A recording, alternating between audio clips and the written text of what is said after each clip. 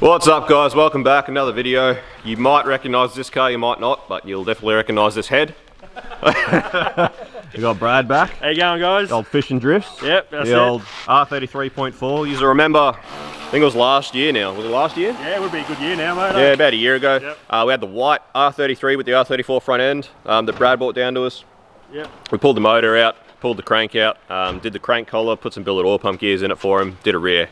Did we do a rear head drain or was that already on there? You done it? We did one, yeah. Yep. High octane one, that's right. That's it. So we just did a few reliability upgrades for the RB, tried to get it set up as reliable as possible and then tuned it for him on the spicy corn juice. And sure enough, Brad here has literally just driven the wheels off this thing for a good year. He's driven everything from drift days, everyone he could get to, all the way to doing hill climbs and sprints and stuff. The thing has been getting around and Brad has been absolutely driving the wheels off it. So it's a great business card. It's been absolutely dead reliable. He's not even had to touch the engine.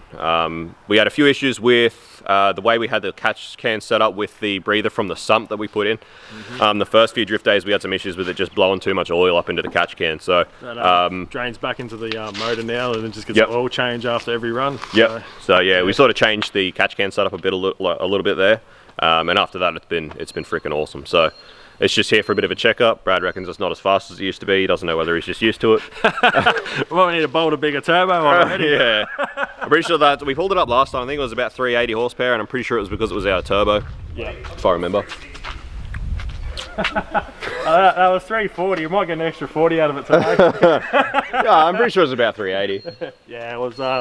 Yeah. Pretty sure it was 360. But anyway, since then, Brad is obviously a painter and panel beater by trade, so he's prettied it up, and now it's way too pretty to be in our shed. So I don't know about that, mate. Here she is. Now that we've just taken the side skirt off. Yeah, looks a bit naked. Yeah, a bit naked without the skirt, but we took the skirt off because they'll get smashed when we put it on the rollers if we leave them on. But the old rig looks a bit different now. So anyway, Brad's doing his own YouTube thing, Fish Drifts. You can head to YouTube and it's actually, all the socials and check them out. The biggest fishing and drifting YouTube channel in the world. Is it? Yeah, 'cause that's the only one. The only one that does both. Exactly. Fish and drifting all in one place. So yeah, this one had the power tune digital dash. That's right, we put in a few sensors and stuff as well to get them on the dash. And we did a little bit of work to this, didn't we? Yeah, mate, yeah. It was here for a few weeks and definitely overhauled it. Yeah. Turned into a whole different machine, so. Beauty. Alright, so Brad's on his way down to Matsuri. It's Friday the 1st. Yep. So they left Yeppoon this morning at 1 o'clock. And stopped in here on the way for a quick checkup, quick run up, and we'll see what we can do with it. And then they'll be off to Matsuri tomorrow. That's it.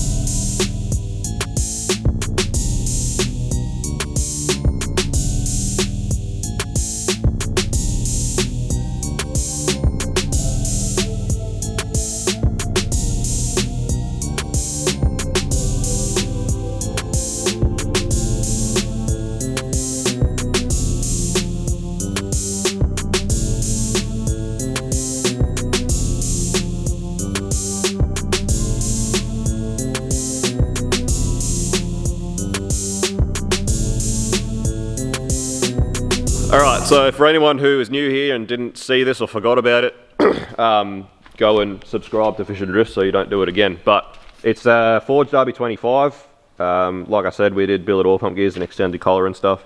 He's got some really nice RB26 covers. Is this thing still stock cams? Yeah, so still stock cams, so that's mostly all stock. We've got a Jarrett GD 3076, like a first gen Garrett, which is, I'm pretty sure why we pulled it up last time, is because we were out of turbo. Apart from that, it's just, you know, manual RB25 box. The rest of the gear just still running the viscous fan. Again, just a good example of how to do an RB25 reliably, this thing. And yeah, obviously running on the 85. We've got a Haltech, it's a platinum plug-in. So yeah, pretty much a really reliable setup. So let's see if it still makes 380. See what the go is. Righto guys, so we're moving along here today. just as well that Brad did decide to bring it here for a bit of a checkup, because what we found, I went into sort of one power run and it just spiked to 28 pounds. So I got out of it straight away. The thing's set to overboost anyway. It was just about to hit the boost cut. So it's got protections for that anyway, but I got out of it, started looking around, and we found that the boost line to the wastegate was split. So I was lucky. I put the compressor on the line and put some air down it. I could hear it just leaking. I was a bit worried that maybe the diaphragm and the gate was rooted, which would have been not a very easy fix. Not the Friday before Matsuri anyway, but lucky for us it was just a split line. But it's funny, it prompted Brad to actually remind him that he actually did blow the housing on this, blow the core, sorry, the turbo. They put a new core in it. So it has a brand new core. It's only a few months old, this core. So that may be why the core was pretty unhappy. It might have been, that line might have been split for quite a while. Yeah, so who knows? But I mean, lucky this thing's still alive, still kicking. So again, just probably one of the most reliable RBs in Queensland, I reckon this car is, for how often he drives it and how little he's had to touch it, which has been awesome. It's exactly what we were aiming for when we built it, or when we helped him finish building it anyway. So we replaced that boost line. This time I put some heat protection on it that it goes past the turbo housing there. So there's plenty of protection on there. So we replaced that and it was easy as that to fix, which was lucky.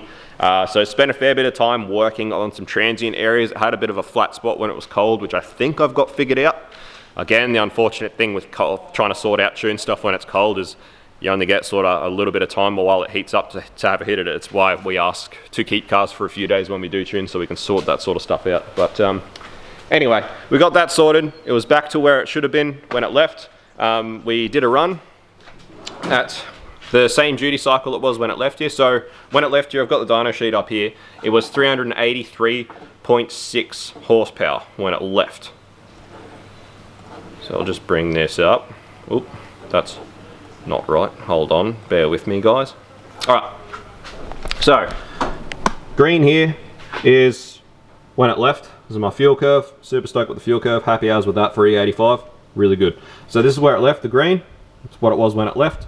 Don't pay too much attention for how much earlier it is. It's a bit hard to explain, but basically when we have a car on the dyno, we have to run it up to 100k an hour, and that's 100k an hour decided by the roller speed, and then we have to input what RPM it's doing into the dyno software so we can actually figure this out based on the roller speed. So if this is not exactly the same as it was last time, it's not going to be 100% correct. So, you know, last time I might have put 3850 in for RPM at 100, and this time I might have put 3900, which had changed just a little bit. So that's not too much to go off, but you can see first run, the red run, you can see it's just a little bit more boost, a little bit happier. This could be due to some colder intake air as well.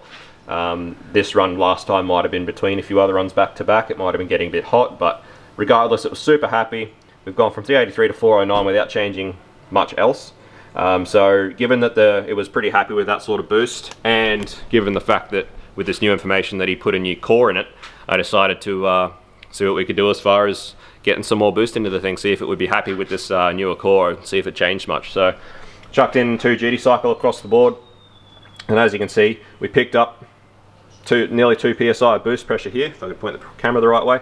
But you can see at the end it starts to taper off back to where it was, and this is just a very clear indication that we are out of housing, out of flow. It's not going to do any more. This is just we're out of capacity to flow air through that turbo, so it's starting to choke it up. So I chucked another 2 duty cycle just in this area where it was actually making a difference. I left this alone because it's not changing anything, so that gave us just a little bit more in the mid-range, and as you can see, is leaving here with 420 at the wheels. So this difference, obviously, a couple of PSI makes quite a big difference. But the other thing is, again, like I said, dynoing on 2 different days. It could be dynoing on 2 different tires. You know, we've done back-to-back testing with tires and changed nothing else, and picked up or / lost, you know, 30 horsepower at the wheels. So it's much happier leaving now, but yeah, it's one of those things. It's not a lot to go off. There's so much that can change as far as you know, chassis dynos and roller dynos go. We're super excited to eventually upgrade to a hub. It takes a lot of this guesswork out. But yeah, regardless, 420 wheel horsepower. What a freaking number. Perfect number. I don't really have to do any more runs in this thing, but I'm going to just to film them. So enjoy the RB singing. What do you reckon, Brad? You stoked? absolutely stoked, mate. I didn't come in expecting that, so yeah, that's absolutely happy days, mate. Lucky you didn't go to Matsuri and hit the track and yeah. send the thing at 30 pound. Might have caused some more problems. Yeah. That we didn't need, eh? No worries. Would have been dropping it off to you on the way back. Yeah, drop it here on the way back and go home. Leave it with me. Better off doing it this way. No worries. Well, we'll chuck her on some videos.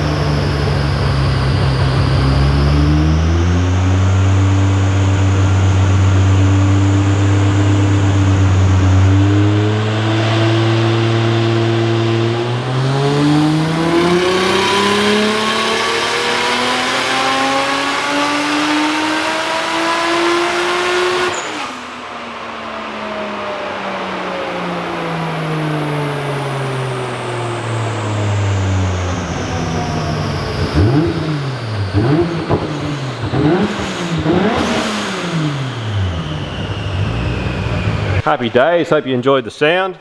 422. Hey, look at that. And look at that. And Brad's got an updated one for us. All right, mate. How's Updated. good? Those are the best kinds of presents, these ones. Yeah, saves pain, yeah, mate. Yeah. Yeah, it's right. I'll take it home and feed it to my kids. Yeah. That's a good one. No, I always appreciate your work, mate. So cheers, mate. Appreciate it. That's the least we can do for you. Yeah. Look at that. All yours, mate. Beautiful. Beautiful. Now she's ready, mate. That's the go. Matsuri ready. Yeah, that's a way better sticker. Yeah. Awesome. Those ones actually stick. You'll be right. Yeah.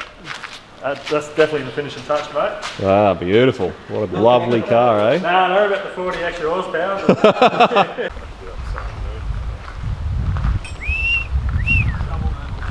Ooh. It do be looking good. Oh, what a good looking mobile, eh? Good looking rooster. Good looking rooster.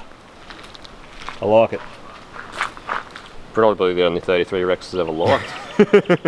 I don't actually hate. Well, no, that's not true. I do. Yeah, I was about. You're not just about to blatantly lie to everyone, are you? Well, it's like I don't hate 33s just because they're 33s. I hate 33s for how much of a pain they are to work on because of what people have done to them. Yeah, that's why. It's because for too long they were just the arsehole of the JDM world, and they were like $2,000. Yeah. I don't think that they are inherently a bad car. Is what I'm trying to say. Yeah. No worse than any other piece of shit. Lovely. Well, boys and Matsuri ready. Go slay some tyres. Well, there you go, guys. We're all sorted. Brad's off to Matsuri. This might actually be probably the first actual short and sweet video. So don't forget to head to Fish Drifts. Check out the channel, and we'll see you on the next one. Peace out. See you. Bye.